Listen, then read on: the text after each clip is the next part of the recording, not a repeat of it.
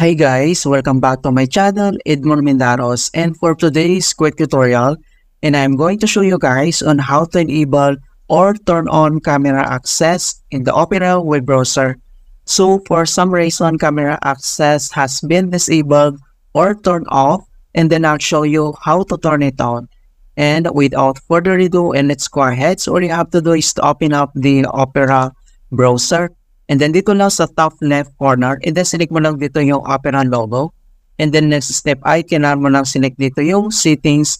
And then pwede mong gamitin ang keyboard shortcut na Alt plus P. And then i-click lang natin yan.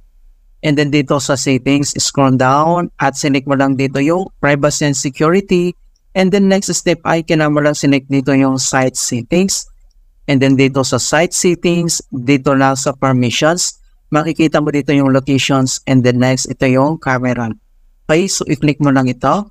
And then, dito sa camera, makikita mo dito yung naka-attach na camera na ginagamit ng ating computer. Okay, ito siya. And then next step, dito naman sa kanyang default behavior, kung paano ba natin enable or i-turn on yung camera. So, select mo lang tong sites can ask to use your camera. So, click mo lang yan. Or kung gusto mo naman i-disable, select mo lang itong don't allow sites to use your camera.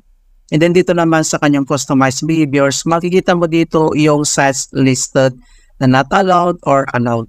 Okay, so ganoon lang po kasimple kung paano natin enable ang camera in Opera web browser. Okay, so please don't forget to like this video, subscribe to my channel for more quality content. Thank you guys, and see you in my next tutorial.